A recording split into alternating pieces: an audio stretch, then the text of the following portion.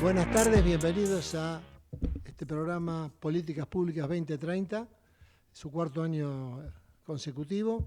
Y sin más trámite, bueno, saludo a los que están ya conectados, el doctor Miguel Ángel Secchi, el doctor Jorge Neira, el infectólogo López y Eduardo López, perdón, y Carlos Salinas, presidente de Galdas. Hola Miguel, buen día, buenas tardes, ¿cómo andan ustedes con nuevo Papa? Buenas tardes. Buenas tardes. Hola Miguel, ¿estás Hola, por hola. ahí? ¿O Jorge? Hola, hola, ¿cómo están todos? Hola Jorge, Hola, bien. Carlos. Hola, Eduardo. Hola, ¿cómo va, Jorge? Muy bien. Miguel se estaba conectando, para mí lo tenía... Eduardo, ¿puede ser que estés duplicado vos? No sé, Sí, tenés dos pantallas. Digo porque se va a entonces, acoplar se va a acoplar el micrófono. Claro, de verdad. ahora, No, figurás como Eduardo y como Mariela. no, Mariela estaba cuando entré, era allá, ¿eh? No, pero entonces tenés que cerrar ese y entrar por Bueno, Eduardo. cierro y entro de vuelta. Dale. Hola, Carlos, ¿cómo estás? Hola, ¿cómo están? Buenas ¿Todo bien? tardes, Hola Miguel. buenas tardes. Miguel, estamos esperando ahí por un temita técnico con Eduardo. Horacio Puede, Fernández, sí, pueden empezar igual y él se suma después. No, Ahora, no, el que está duplicado, Eduardo. ahora, Horacio, Horacio está duplicado, Sí, sí, Eduardo. ya bueno, sé. Horacio, Y se acopla ahora el también estoy micrófono. duplicado, Jorge. Sí, sí. Bueno, no sé cómo, Ahora porque no yo, pasa nada, no pasa nada porque estás muteado. Así que de un lado estás muteado y con el otro podés hablar, así que no eh, hay ningún inconveniente. Dale, Miguel. bueno,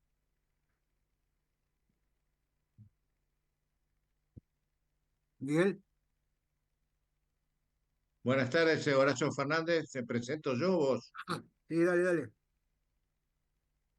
Sí, Horacio. Bueno, adelante, así no perdemos tiempo. Buenas tardes para todos. Agradezco a los doctores. ¿Me están escuchando Sí, todos? sí, Jorge. Sí, Sí, Miguel. Hola. sí, dale, dale. Bueno, a los doctores Eduardo López, al licenciado Carlos Salinas y obviamente a compañero de ruta, igual que todos ustedes, pero él todos los jueves, Jorge Alberto Neira. Se nos ocurrió un título, a lo mejor no buscando ninguna, ninguna provocación, digamos, o eh, confronte político, pero sí preguntarnos, como venimos haciendo hace muchos años, si la salud, el sistema de salud público, como decimos nosotros, confluencia del estatal y privado, puede figurar en la agenda de los políticos, aunque sea en sus primeras páginas, y no aparentemente en un sistema de prioridades un poco lejano, en el octavo o noveno lugar, inclusive, incluso recién seguimos recibiendo encuestas de la sociedad y la problemática de salud parece que poco preocupa a la sociedad y a los políticos. Al respecto, yo me animo a decir que la sociedad no es justa en poner en esa posición, en un décimo lugar, los temas de salud, porque son problemas cotidianos, familiares o personales, o de compañeros de trabajo o amigos. Lo que sucede es que cuando el equipo de salud con eficiencia, con virtudes y efectos igual que todos, y que en este programa no somos precisamente siempre elogiosos, se soluciona el problema de salud y se olvida. En cuanto a los políticos, yo creo que es diferente, creo que hay una obligación constitucional, no creo, es una obligación constitucional y creo que sí está absolutamente postergada.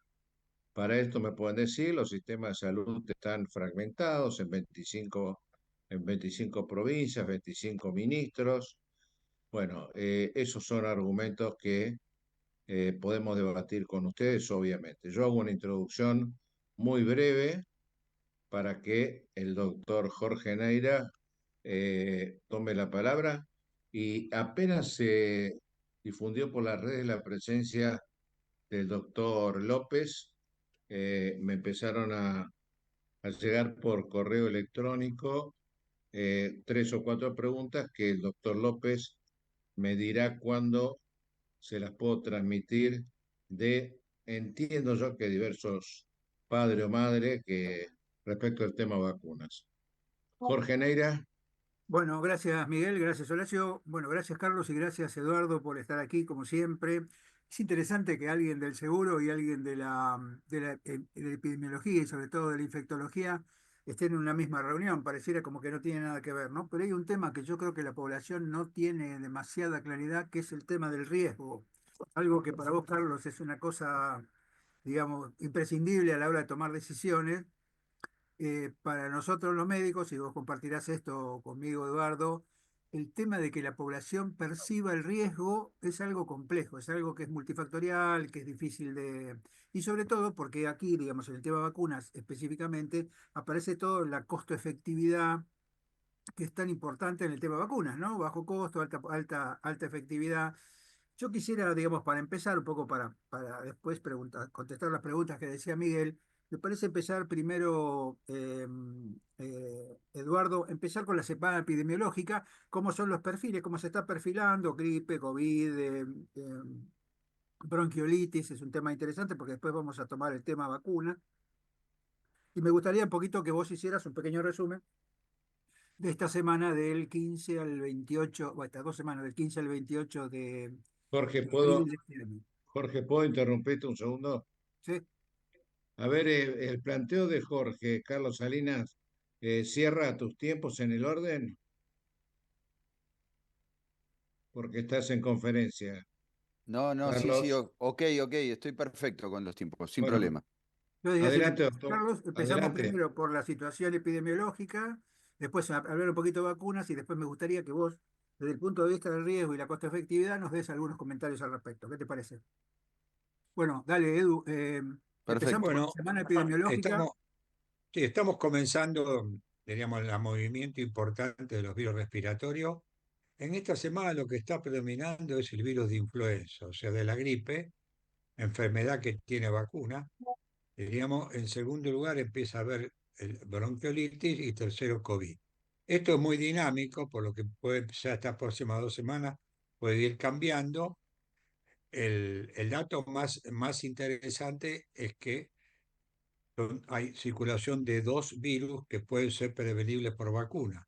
El virus de la gripe, con la vacuna para gripe, que en Argentina tiene una indicación por edad de forma gratuita. Y en segundo lugar, el virus sincicial respiratorio, que funciona con la vacunación materna para proteger al bebé, ¿no? Es una especie de vacunar a la madre para proteger el fruto de la concepción, que es otra vacuna de virus sincicial respiratorio, de virus atenuados recombinantes, que tiene muy buen impacto porque le pasan los anticuerpos a la madre y estos anticuerpos duran alrededor de 6 meses, cayendo lentamente, y en la etapa donde la enfermedad bronquiolítica es producida por el virus sincicial respiratorio, en la enorme mayoría de los casos, es cuando es más grave. Así que eso sería un poco el perfil epidemiológico que tenemos hoy, asumiendo de que esto es dinámico, ¿no? Dos cosas que te quiero preguntar con respecto a lo que decís, Edu. La primera, ¿cuál sería la tasa de vacunación que tenemos hoy de mujeres embarazadas con vacunación para el sincicial?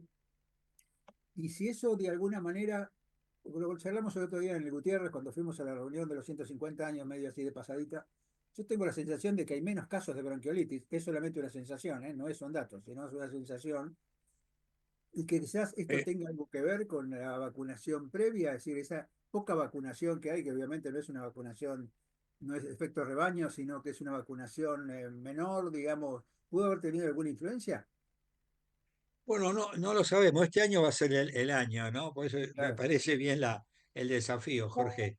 Este, la vacuna tiene una cobertura que está alrededor del 65-66%, según los trabajos. Oficialmente el ministerio habla de un 64%, ¿no?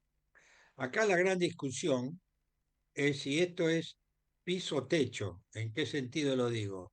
Como la vacuna tiene una aprobación de una ventana muy corta, que son 4 semanas, de la 32 a la 36 semanas, este, si la vacunación se escapa ese mes, ya no se puede dar. Y en la Argentina hay un dato que es importante. Calculamos que hay un 20% de embarazos no controlados, con lo claro, cual es posible que algunas madres escapen a esto. Eh, Inglaterra hizo un esquema más ampliado, de 28 a 36 semanas, con lo cual, al agregar un mes más para vacunarse, la claro. posibilidad de tener mayor cobertura es mucho más alta, ¿no? Sí, eso por un lado. La verdad que me parece interesante, como vos decís, este va a ser el mes bisagra, ¿no? Para ver si la cantidad de casos Va a ser el disminuyen. año bisagra, sí. Un poco para Sí. Carlos ahora, ¿no? Yo Porque esto que estoy, vos decís, yo estoy convencido que va, perdón, antes de darle a Carlos, perdón, Carlos. Yo estoy convencido que la vacuna va a tener impacto. Yo no tengo duda. sí, a mí Si me es el parece lo mismo. impacto esperado, no lo sé, pero va a tener impacto. Con lo cual, algo que tiene impacto para evitar enfermedad en los chicos es bueno. Obvio. Y la otra cosa, que la pregunta que está vinculada para vos, Eduardo, pero que está vinculada con lo que le voy a preguntar a Carlos es, ¿qué pasa con la vacunación de los adultos mayores para bronquiolitis? Para sincicial, va, mejor dicho, no Sí, bronquiolitis, sino sincicial sí, sí, respiratorio. está bien, está bien. Bueno, esta es una vacuna que no está en el calendario, que sí que es una vacuna electiva. Esto significa que la tienen que decidir los individuos adultos mayores. Yo personalmente creo que es otra vacuna que va a integrar el calendario nacional de inmunización. Es un tema de tiempo para jugar a dos temas que son interesantes, que es trabajar en paralelo gripe y y vacuna de virus sincicial respiratorio. Claro, Todavía no se logró algo que, Jorge, cada tanto charlamos, que es en una sola vacuna una sola vacuna en las estén dos los dos plataformas. virus. Por ahora esto no se está dando, pero si uno analiza costo vacunal versus impacto de enfermedad, especialmente en adulto mayor, la vacunación tiene impacto, porque uno el impacto lo puede medir ausentismo laboral, ausentismo escolar, internación, pasaje a terapia intensiva, digamos, y teníamos los costos indirectos, ¿no? La madre o el familiar que tiene que dejar de trabajar Sí, para ir a sí, claro, atender al adulto. O sea, en el impacto no solo está dado por la efectividad, sino está dado por todo aquello que impacta, que seguro Carlos lo va a poder decir mejor que yo, con lo cual hace que la vacuna tiene mucho más efecto reverberante que solamente si es efectiva para evitar la enfermedad. Uno puede contar consultas médicas, asistencia a las guardias, claro, etcétera, sí, ¿no? sí. Bueno, justamente lo que vos decís, estos son costos directos, lo que tiene que ver con la atención médica, costos indirectos, lo que tienen que ver con la falta de productividad o todas estas cosas que vos decís de tener que dejar de trabajar para atender a otros. Y acaba el tema de Carlos, ¿no? Porque acá tenemos un riesgo, tenemos una posibilidad que es la vacuna. Cómo se hace para que la comunidad entienda lo que significa costo-efectividad? Y esto que decía Eduardo de cómo aseguramos nosotros que la gente, porque esto no solamente tiene un impacto en la salud, sino tiene un impacto económico, el impacto económico para el sistema de salud, que es todos los costos directos e indirectos. Corregime, Carlos, si me equivoco, pero se dice que los costos siempre tienen que ver con la teoría del iceberg. Lo que se ve en lo que está arriba, que son los costos médicos, y lo que está abajo, que es lo que no se ve, son todos los costos indirectos que tienen que ver con la productividad y con la discapacidad, ¿no? Me gustaría que hicieras Sí, un sí. comentario al respecto, Carlos. Y Sí, cómo se visibiliza esto? Cómo se puede bueno, hacer que la comunidad lo entienda? bueno, la verdad que me hicieron la pregunta más difícil de varios años, ¿Y ¿no? a quién se lo Porque vamos a hacer si no a vos, Carlito? sí, sí. ¿Qué tal? Buenas tardes, Eduardo. Miguel, ¿Qué tal? Jorge, ¿Cómo vas, Carlos? otra vez los saludo. Mira, la verdad que yo lo podría referir a varias cosas. Es bastante complicado responder a esta cosa, porque es como que, por un lado, hay una adversión al riesgo en muchos aspectos, en diferentes tipos de riesgos, y por otro lado, parece que nos gustara el riesgo, ¿no? Por ejemplo, ¿qué te puedo decir? La población en general, salvo que sea obligada a algo, como es en los países centrales, que está obligada, nosotros todo el tiempo decimos, nadie se levanta a la mañana queriendo comprar un seguro, ¿no? O sea que tiene que haber una forma de que le llegue. Hay pocos países donde estas cosas son obligatorias, entonces a la gente le llega por obligación. Pero en lo natural no ve a su propia persona, al ser humano, para cubrirse de algo. Por eso que la vacuna es tan importante en el mundo y no, adelante Eduardo, me da un poco de vergüenza decirlo, pero la realidad es que nosotros tendríamos que tener una vacuna también para otro tipo de riesgos o empezar a crearla simplemente porque ya estamos viviendo más también. Pero, por ejemplo, cualquiera sea la edad de una persona, va a cubrir el auto, o va a cubrir su bicicleta, va a cubrir cualquier cosa antes de cubrirse de los riesgos en la salud o los riesgos accidentales, o cualquier otro riesgo similar, ¿no? Se habla todo el tiempo de eso, de hecho se habla mucho ya en lo empresarial de la gestión del riesgo, de Claro. riesgos mucho más conocidos, ¿no? Pero, pero no es fácil porque generalmente para que la gente atienda de un riesgo tiene que ser obligada a entenderlo. Cuando nosotros vemos los niveles de aseguramientos en Estados Unidos, tienen su respuesta. Los niveles de aseguramiento se deben a que yo casi que no podría hacer nada socialmente si no tuviera una cobertura de seguros, ¿sí? Entonces, tengo que tener un servicio médico, no importa lo que cueste, para hacer un trámite en un banco tengo que ir con una compañía de seguros antes, o sea, y eso hace que el nivel de cobertura que tenga sea muy amplio. Capaz que el día que no tenga esas obligaciones, el pueblo americano tendrá otro tipo de nivel de cobertura de riesgo, pero creo que no es fácil, no es para nada fácil, hay que estar todo el tiempo comunicando, aún con imágenes desastrosas.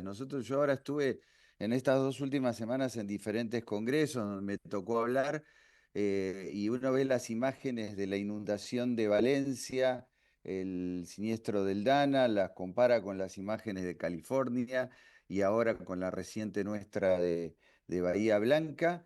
Y bueno, cuando empezamos a averiguar, la mayoría de la gente no tenía cobertura de seguros, prefirió nunca pagar, aún sabiendo que los incendios están ahí, y cubrirse. Lo más probable que posteriormente a eso, ustedes que son desde la salud, haya problemas de salud en un montón de aspectos que no van a estar cubiertos, problemas de salud mental por las pérdidas, cosas que no es que no se quieran cubrir o que no haya cobertura, sino que no hay una cultura de atender el riesgo como en ese sentido.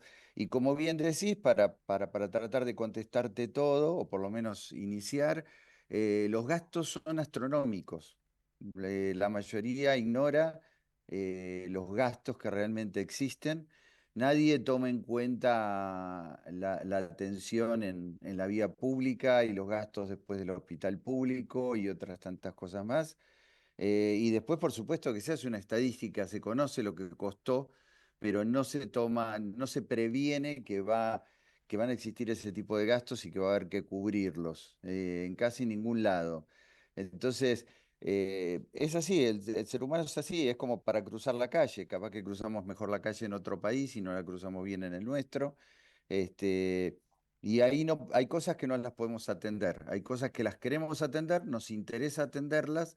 Fijar una prima se puede, hoy existe inclusive ya formas de cotizar por la edad genética a las personas con los seguros, pero bueno, hay un interés del ser humano, pareciera, de asumir el riesgo más que de prevenir el riesgo y fue demostrado con las vacunas, ¿no? Que no se los tengo que decir a ustedes, pero fue muy demostrado que si no se obligaba sería difícil que se hubiesen vacunado.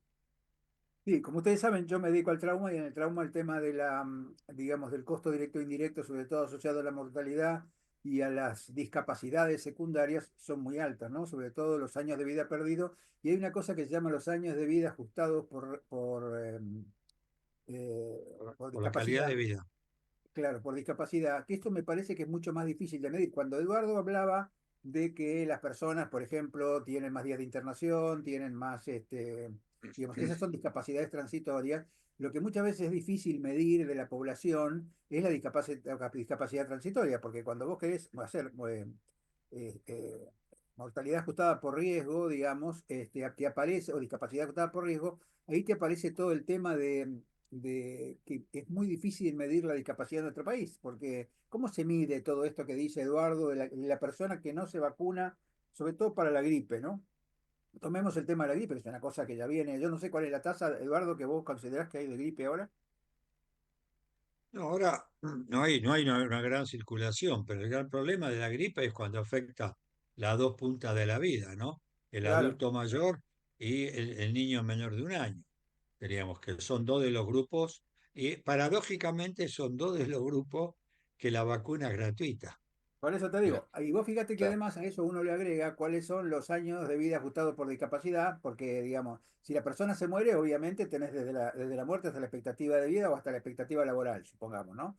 Pero si la persona no se muere, pero queda discapacitado, el tiempo que quede discapacitado es plata que se pierde, es plata que le cuesta al Estado, plata que le cuesta a la comunidad. ¿Cómo se hace para que la gente entienda que todas estas cosas que son, como siempre insistimos, prevenibles y previsibles, y no tengan más adherencia, ¿no? Porque, bueno, dejemos el lado de las antivacunas, que es un tema ideológico que yo no comparto, pero que alguna gente lo tiene. Pero ¿qué pasa con el resto? Porque, digamos, no es solamente el tema del costo, ¿no? Como dice Eduardo, la vacuna para la gripe es gratuita para los niños y para los adultos, y tampoco los adultos se vacunan. ¿Cómo se hace? ¿Vos, Carlos, tenés alguna idea de cómo se puede hacer para empezar No, a permear a la sociedad, como para que empiece a entender lo que significa la percepción del riesgo y lo que significa el costo?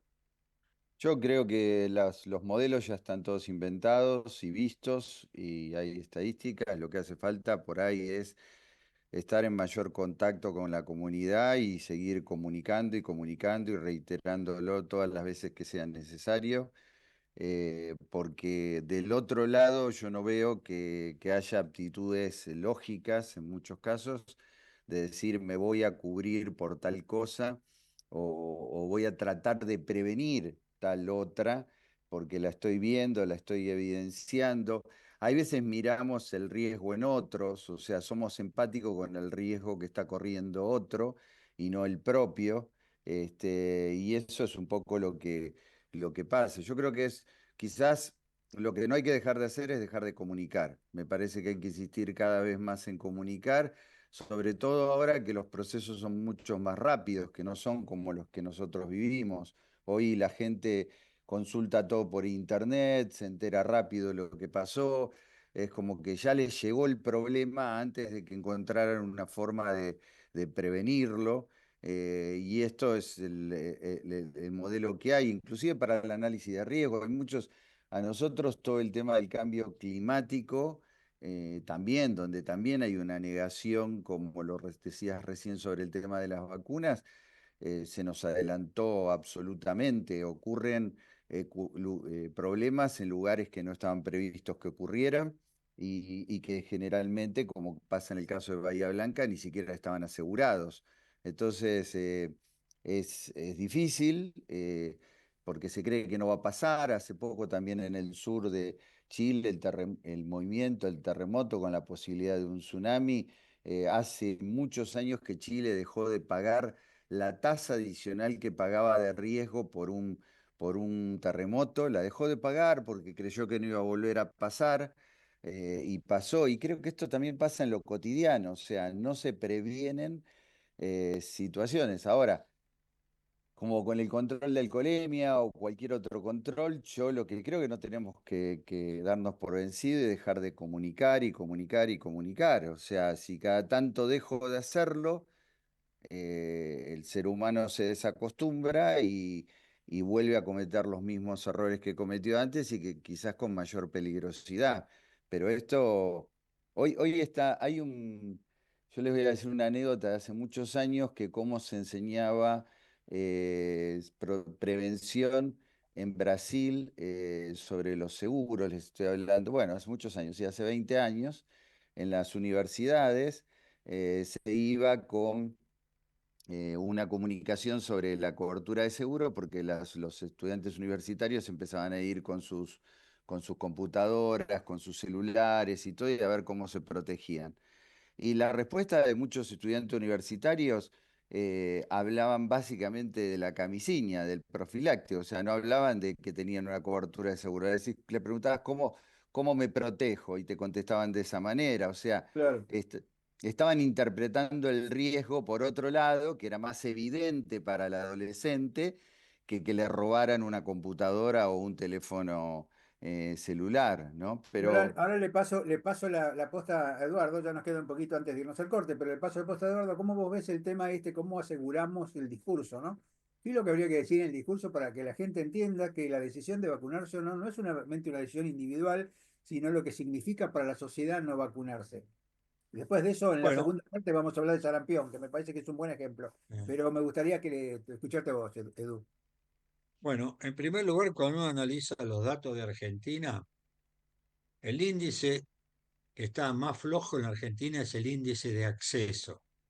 El índice de acceso idealmente es 100, Argentina está alrededor del 63, 64, 66%. Que sí que vos tenés por lo menos un tercio de la gente que le es difícil llegar al acceso. Cuando nosotros hicimos la encuesta con la Fundación Argentina de Infectología Pediátrica, fue muy interesante. Lo primero que surgió fue los vacunatorios atienden horarios restringidos, diríamos, sobre todo los vacunatorios, y yo trabajo hasta las 5 de la tarde y a las 2 cierra. En segundo lugar no abren sábado y domingo. En tercer lugar fui y tuve que esperar media hora, yo tenía que ir a trabajar. Fíjate que eso es realmente, diríamos, un fracaso del sistema, estas cosas.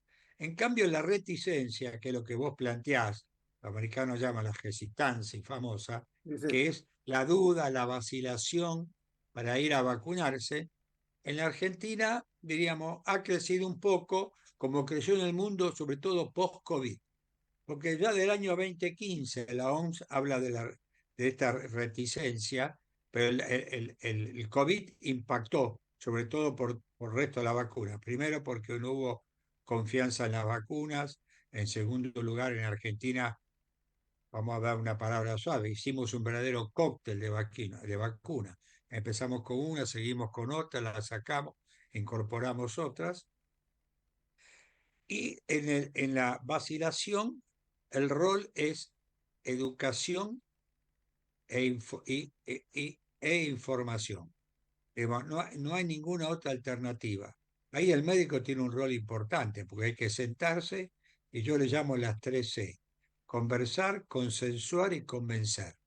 Teníamos. Ahí el médico en la resistencia, en la duda tiene. Ahora, si asumimos que el 85% de la gente se vacuna en el sistema público, ¿cómo hace un médico para explicar a una gente que tiene duda para vacunarse si tiene que atender 5 chicos en una hora? Esto es un chico y adulto, es exactamente igual. O sea, nosotros tenemos un sistema para la prevención que es así. Tenemos muy buenas vacunas incorporadas en el calendario, no hay ninguna discusión de esto. Calendario a la par de cualquier país central.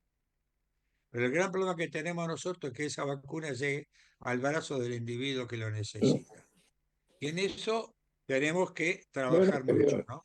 Esperate ahí, Eduardo, que le vamos al corte y después seguimos con el tema. Bueno, Volvemos a entrar por el mismo lugar, Carlos y Eduardo. bueno.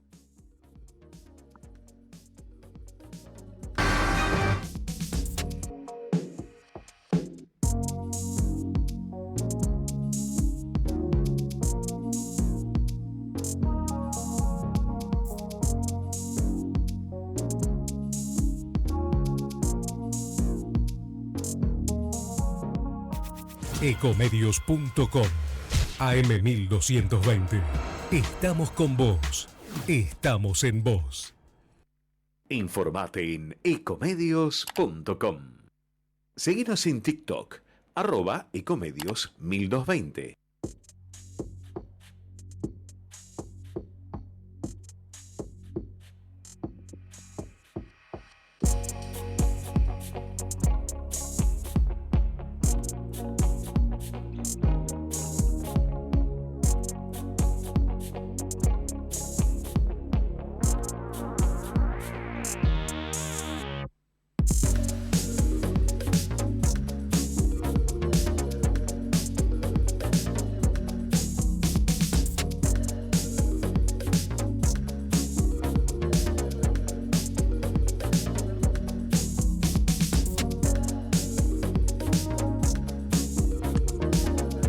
Bueno, y continuamos después del corte comercial con Políticas Públicas 2030. Jorge, tenés la palabra si te parece bien. Sí, estamos escuchando entonces a Eduardo, que estaba haciendo el planteo de la vacunación en el sector público, y decías, estábamos hablando del acceso sobre todo, ¿no? Sí, las encuestas que hay en Argentina van que entre el 6 al 12% se vacuna en el sistema privado u obras sociales. Algunos datos nuestros llegan hasta el 15-17%. El resto se vacuna en el sistema público. Ahora, el sistema público no da respuesta a la necesidad de un elemento tan clave como es la vacunación. Y yo lo comenté antes. Entonces, eso es un tema de acceso. El acceso en general es mucho mejor en la Patagonia, mira que te voy a decir, en la Patagonia, el norte argentino, por ejemplo. En segundo lugar, el acceso es más fácil ¿a quién? Una verdad de perogrullo, a los que tienen mayor nivel de educación, diríamos. Pero la población, al final, pues, queda sin una adecuada protección. En el año 2022, alrededor de 1.800.000 dosis de vacunas se dejaron de aplicar. Y en el año 2020, hasta los 18 meses de edad, hasta los 18 meses de edad. Y en el año 2023 se dejaron de aplicar hasta los 18 meses de edad más de 2.100.000. Si yo le agrego las coberturas, ¿Por qué decís las eso? coberturas en el adolescente, por ejemplo, que previene cáncer, ahí Carlos es un experto en esto, yo tengo una vacuna que previene cáncer, la vacunación, por ejemplo, no supera el 70% en las mujeres y no supera el 60% en los varones. Con lo cual, con esta tasa, a nivel individual va a bajar el riesgo, pero a nivel como impacto global va a ser mucho más lento, ¿no? Claro, bueno, ese es un tema para Carlos, ¿no? Porque en realidad volvemos otra vez a lo mismo. Yo me acordaba que la dificultad que decía Carlos, nosotros cuando hablamos en trauma, digamos, de lo que significa el impacto en la salud pública y sobre todo en los costos, se supone que las colisiones vehiculares en los países en vías de desarrollo son el 5% del Producto Interno Bruto. Y en los países desarrollados es el 2%. Uno dice, bueno, claro, el país desarrollado tiene un Producto Interno Bruto más alto, pero el impacto que tiene en el Producto Interno es mucho más alto en los países de bajos y medios ingresos.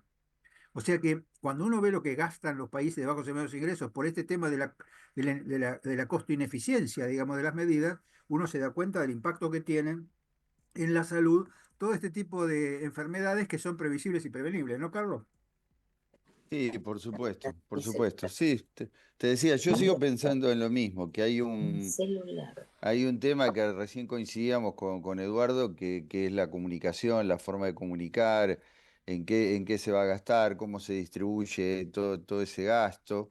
Hay varias cosas, pero la única manera es, para mí, la forma de comunicar. No hay otra, en muchos sentidos, ¿no? Porque las cuestiones de cómo cubrirse están, así como está la vacunación, como están los servicios, como está la tecnología, como hay un montón de cosas, pero el que no está informado ignora eso y por supuesto sigue asumiendo riesgos adicionales que por ahí no debería tener necesidad de asumirlos, ¿no? Este es un punto clave, o sea, todo está, pero hay que saber cómo utilizarlo y estar informado de cómo utilizarlo. Recién decían lo de las vacunas gratuitas, eso es una realidad, ¿no? O sea, tenés el acceso, es gratuito y no lo haces. O sea, ahí algo está fallando y para mí falla la comunicación, falla mucho la comunicación. Pido la palabra. Y dame un segundo, ya te doy la palabra porque quiero preguntarle algo vinculado con lo que dice Carlos, el tema del sarampión, ¿no? ¿Cómo está el tema del sarampión hoy?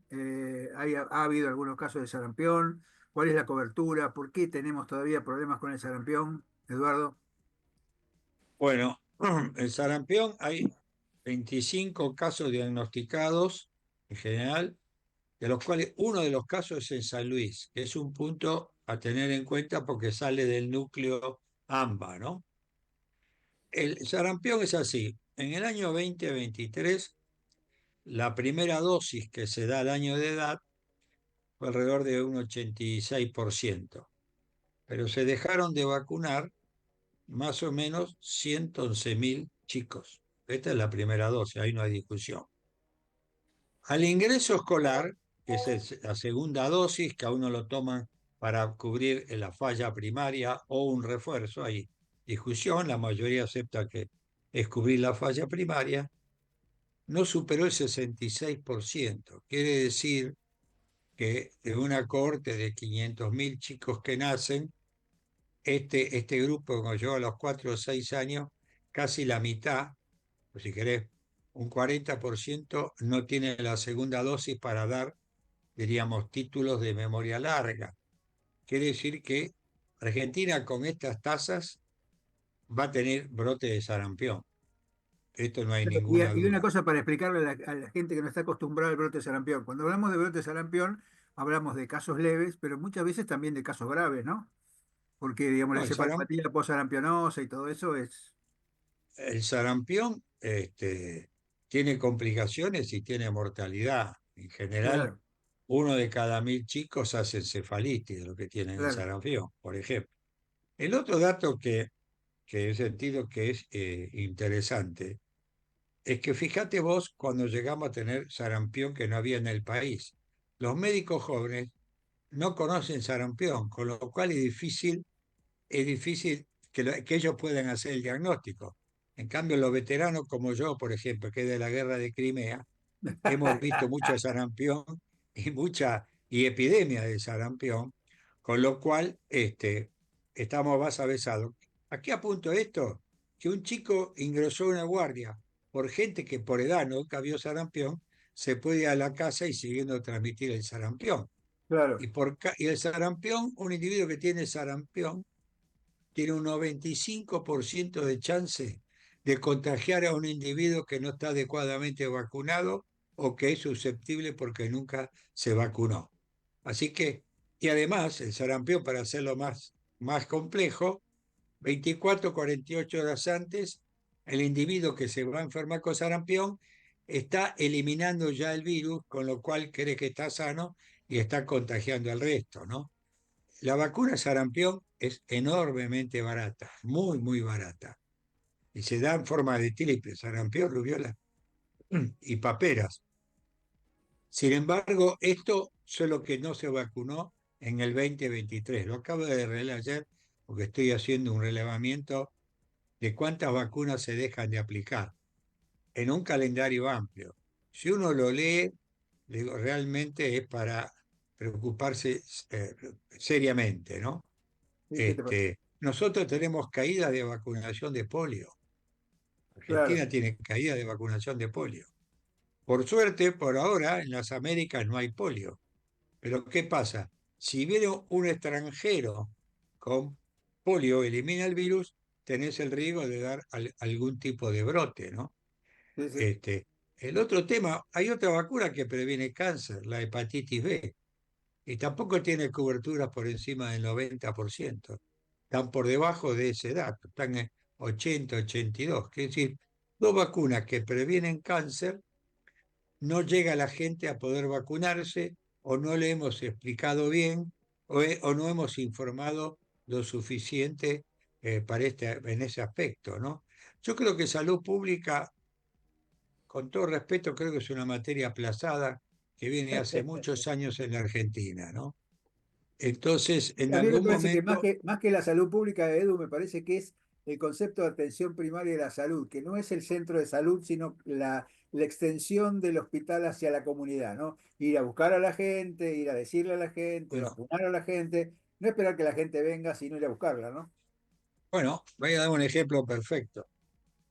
Los nórdicos que prácticamente erradicaron eh, el cáncer de cuello uterino, o lo eliminaron, mejor dicho, no erradicarlo, o sea, la palabra técnica es eliminarlo, vacunaron, igual que Australia, fuertemente en los colegios. Claro. Es una vacuna de adolescentes. Si vos dejás que el adolescente se vaya a vacunar por mutuo propio, perdiste la batalla, porque el adolescente para vacunarlo hay que enlazarlo. En cambio, si uno vacuna, diríamos, en la escuela, tiene una gran ventaja. Primero es el efecto imitación. Como si se vacunó este amigo, ¿por qué no me voy a vacunar yo? Mira, yo cuando tuve mi anterior vida, que fui secretario de salud de un partido de la provincia de Buenos Aires, teníamos 32% de cobertura para la vacuna BPH. Fuimos a vacunar a los colegios. Le mandamos una carta a los padres que podían venir.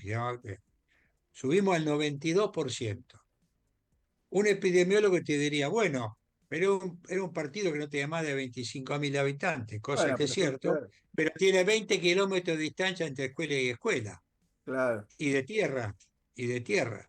Digamos, quiere decir que la escuela es un lugar ideal para vacunar, porque además, en el caso de virus de BPH, del virus del cáncer de cuello uterino, para que la gente entienda, vos lo puedes dar a partir de los 9 años, que todavía es mucho mejor, porque todavía no entró en la etapa de adolescente y los padres pueden manejar mejor esto. Argentina decidió ponerlo a los 11 años, no he logrado convencer a las autoridades en su momento a arrancar a partir de los 9, como hace Estados Unidos y muchos países europeos, igual que los países nórdicos, ¿no? Diríamos. Así que la escuela, a veces los clubes, ¿qué es lo que vos decís? Hay que ir a buscar el individuo para vacunarse, ¿no? absolutamente. Perdón, Miguel, ahora dale, querías preguntar algo. pido mil disculpas por mis problemas tecnológicos. Ya le comunico a la producción que desde ahora estaré en el estudio, porque si no, no, mi aporte es relativo. Para no, Miguel, perdón, Miguel, te lo hago breve. Siempre hay que tener un abogado en el grupo. bien, bien. Eh, con la disculpa del caso y no haber escuchado las preguntas, solamente agrego y ratifico lo que decía Salina, Neira y vos, Eduardo, en que hay que ir a buscar al paciente. Yo tengo preguntas que, como dije antes, se me han venido apenas hace una hora, salió la comunicación por correos electrónicos enviados por la producción. Así que, Horacio, hacemos un ping-pong de 3 minutos y ¿puede ser? Puede ser, porque Jorge Neira es el No, no, no, chaperón, así no, que, no, pero mejor, del tema vacuna y Dale, dale, dale, bueno, Miguel. la dale. vacuna Prevenar 20, preguntan, en mayores de 60, ¿hay que repetirla? Bueno, por ahora no hay que repetirla. Voy a comentar un dato que es muy interesante. Yo estoy haciendo un estudio comparando cuánto con los serotipos que circulan, o sea, los distintos hermanos de neumococo, por decir algo. La vacuna de 13 hoy por hoy cubre un 25%. La otra, la 20, cubre un 58%. Si bien es bajo, no hay ninguna discusión que hay que reemplazar la 13 por la 20, ninguna Ah, discusión con estos números. Es un estudio prospectivo, de Sí, individuos hospitalizados hasta los 10 años de edad. Quiere decir que el adulto tiene que recibir una dosis. Hoy por hoy es una dosis. ¿Está bien? bien, ¿Me explico? bien. O sea que no hay que repetirla. No, en principio no. Segunda pregunta, relacionado con esto. La 20, Prevenar 20, la Neumo 23, ¿la reemplaza? Definitivamente la 20 tiene que reemplazar a la Prevenar 3. No, la 23 me preguntan. No, la 23 es otro tipo de vacuna. Es Ah, una perdón. vacuna, es una vacuna, la de 23, que se puede dar solamente en individuos mayores de 2 años y su protección es mucho menor, por características que no vale la pena comentar, es mucho menor que lo que es las vacunas conjugadas, en este caso la 20. La 20 tiene mucha más capacidad de protección y además dura mucho más tiempo. En cambio, Gracias, la de Eduardo. 23 es la que tiene que repetirse, ¿no? Que Gracias, no se va a Eduardo. usar más probablemente. Así te dejo, le dejo el cierre a usted. La sincicial respiratoria, vacuna sincicial respiratoria, debe repetirse en ancianos con problemas respiratorios en ciertos periodos, por ejemplo, anuales. Por ahora no. Por ahora se está hablando de 2 años. Es una vacuna relativamente nueva, que hay que esperar un poco cómo se desarrolla, pero por ahora parecería que duraría 2 años. ¿Está bien? Baja un poco la protección, pero aparentemente no se da anualmente. Se está tendiendo a hacer 2 años. Ya llego a las dos últimas. ¿Hay algún problema de stock o de otro tipo que vos conozcas en vacunas COVID para niños en cuanto a al stock, a la existencia No, COVID en a ver, niños? primero la vacuna COVID, la sociedad consideró que no hay que ponerla más porque se fue el COVID, cosa que es un error. En segundo lugar, la vacuna que se está dando en la Argentina gratuitamente, diríamos, no tiene hay vacuna para niños, ningún problema. La que se está dando Porque en el ambiente público, ¿no? acá me dicen de 3 o 4 provincias que en los hospitales públicos e incluso algunos de capital no hay stock. Eso se llama acceso. Es Acceso, exactamente eso. perdón, acceso, No, sí. no, lo que quiero decirte es, la gente no llega a vacunarse porque cuando llega no está la vacuna. Creo que en la ciudad de Buenos Aires esto funciona bien, en las provincias esto no lo sé. Pero también es cierto que se han vencido muchas vacunas porque la gente no fue a vacunarse, ¿no? Eh, y este problema de acceso, la última pregunta, y ya con esto cumplo con los mensajes. ¿Hay problema de acceso en la vacuna Salk en hospitales? A ver, no debería haberlo, ¿está bien? No Sí, debería haberlo. sí. La vacuna SAL se da independiente de la quíntuple. Hay una vacuna sextuple que en algún momento va a haber que plantearla para dar en una sola inyección y evitar otra, pero SAL no debería faltar realmente. La vacuna es baratísima, la vacuna SAL. Creo que está debajo de $1 por ahí. Eduardo, ahí y para mí esta parte del programa, perdón, todo el programa estoy obviamente más que satisfecho.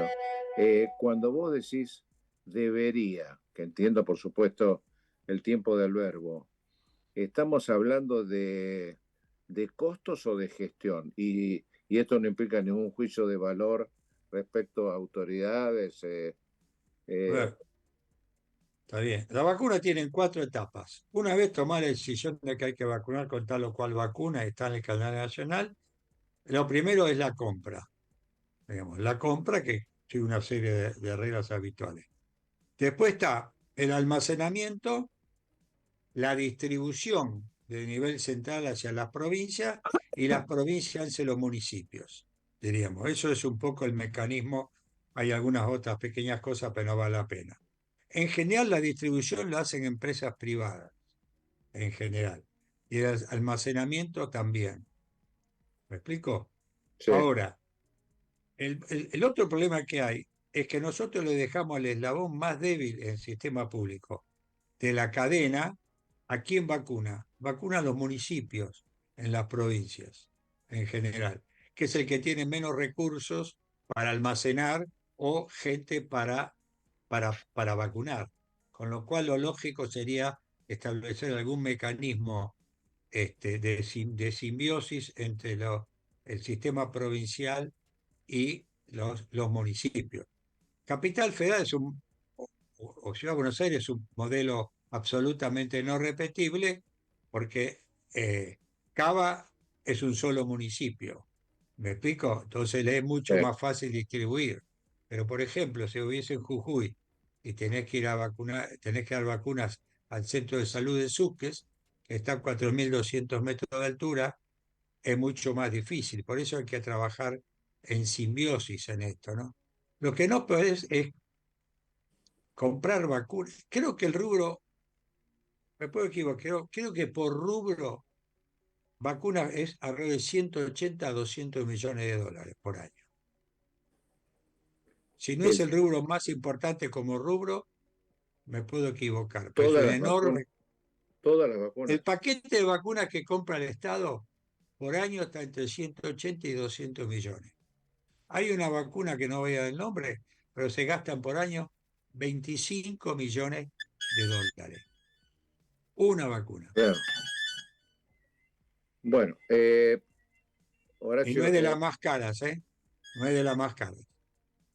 Eduardo, ya hemos hablado mucho por teléfono, pero ahora te agradezco mucho. Sabés que te estás comprometiendo con todas estas cosas que decís para futuros programas, de acuerdo a tu agenda, pero que continúe Jorge y Carlos y muy, Sí, pero yo muy tenía, agradecido. gracias, Miguel. Yo tenía justamente a partir de lo que decía Eduardo, yo pienso, cuando uno habla de años de vida ajustados por discapacidad, Carlos, ¿cómo se puede medir? Porque para nosotros, a mí particularmente me resulta difícil, yo puedo saber los años de vida perdidos por una población, porque vos sacás la mortalidad, la letalidad, la mortalidad, lo que sea, y vos con eso y la diferencia con la expectativa de vida tenés un número. ¿Cómo se mide el grado de discapacidad en algo que yo no sé si hay baremos, qué es lo que ustedes usan para evaluar los años de vida ajustados por discapacidad? Cuando ustedes tienen una persona en el seguro y tiene determinada lesión, ¿cómo calculan los años? ¿Cómo se calcula la discapacidad, digamos, en promedio de grandes grupos, ¿no? Está muteado, Carlos, está muteado. Sí. No, hay baremos, sí, que hay baremos, están hechos por actuarios en el sistema y son los que se utilizan esas Pero el baremo es tablas, para el caso, pero Carlos, el baremo es para el caso individual, ¿no? claro, claro, claro, y Si yo se quiero tomar utiliza, una población, digamos, yo quiero tomar una población afectada por determinada cosa. Suponete que yo quiero tomar la población afectada por, digamos, virus esencial respiratorio en el adulto mayor. ¿Cómo hago para sacar? Yo puedo sacar la mortalidad de los pacientes que estuvieron en terapia intensiva, se murieron, qué sé yo, y las complicaciones. ¿Cómo saco la discapacidad? Ese porcentaje se muere y un porcentaje relativamente elevado, sobre todo en la vejez, queda con algún grado de discapacidad. ¿Cómo se mide eso? ¿Cómo, claro, cómo yo se no te hace? lo podría decir ahora porque en realidad son tablas que ya tenemos, que son armadas a nivel actuarial y que se presentan en las compañías de seguros. No lo tengo acá a mano, pero sí lo podemos ver Pero sí son y te tablas, puedo. ¿no? Sí, son Que tablas hay siempre. una de un pakistaní que mide el HDI, que es algo así como. ¿Es así, puede ser? Sí, sí, sí, sí, pero siempre son tablas que ya vienen, se van actualizando las tablas también, ¿no? Se van actualizando, van cambiando los tipos de accidentología, van cambiando los problemas. De ahora se ha extendido también hasta, bueno, lo que es el seguro de vida, estamos casi en los 87, 88 años, o sea, todas esas actualizaciones se hacen para que las compañías puedan cotizar y puedan operar. Hay veces no se hacen en los propios mercados, sino que se hacen en mercados similares y eso hace que no sean exactas al mercado donde una compañía de seguro está operando. Esto también complica bastante la situación, ¿no? O hay contraposiciones respecto de esas tablas, pero por lo general son regionales, ¿no? Se toman países similares. ¿No crees que estaría bueno, Carlos, hacer como una reunión entre ustedes y, por ejemplo, los infectólogos o los que hacemos trauma para analizar este aspecto, digamos, qué significa la expectativa de vida, qué significa Bueno, sí, 100% de acuerdo con vos y lo tendríamos que proponer y hacerlo porque creo que ahí donde está desde que arrancó el programa estamos hablando de esto, ¿no? Ahí donde Claro. creo que hay una falta de comunicación y de unión de los temas. Mira, yo te iba a decir rápido una anécdota rápida que pasó con esto que ustedes recién hablaban con Eduardo, de que hay que ir a buscar al paciente. En Brasil, en una favela de Sao Paulo, se hizo una cobertura de seguros de salud, con servicios de salud básicamente, para unas 250.000 personas, ¿sí? Y de golpe se encontraron que vendieron todo eso y que tenían reclamos, pero no entendían por qué la gente no llegaba a los lugares que habían predispuestos para ser atendido. Bueno, hasta que verdaderamente se empezaron a ocupar y cuando entraron a la favela surgió el tema de que la gente no tenía cómo trasladarse, no es que no tenía interés en Claro, vacunarse, no tenía cómo trasladarse. Entonces cambiaron la cobertura de seguro y le empezaron a pagar los servicios de traslado. Y claro, pasaron a estar mucho más sanos pagándole los servicios de traslado, buscando al paciente, que antes claro. con algo que no podían utilizar. Y nosotros también acá cometemos esos errores. Eduardo recién mencionó estos lugares en Jujuy. Acá también le damos una tarjetita a un paciente que no tiene cercanía con el lugar donde se tiene que atender. Carlos, te propongo lo siguiente porque nos tenemos que ir al corte, nos tenemos que ir ya definitivamente. Me parece que estaría bueno que empezáramos a planear alguna. Sí, Yo ofrezco la academia como el ámbito para discutir este tema con Eduardo, con vos, con algunos otros perfecto. temas, tocar 2 o 3 temas puntuales y ver este tema de la costo-eficiencia y el costo que significa a la sociedad todas estas patologías. Gracias, Sin Carlos, duda. gracias, Eduardo, gracias, No, Miguel. gracias a ustedes por invitarnos, ¿eh? Muchas Gracias. gracias. Gracias, Muchísimas Eduardo. Chau, gracias. chau. Un abrazo, Chau, Miguel. Carlos. Un abrazo, Eduardo.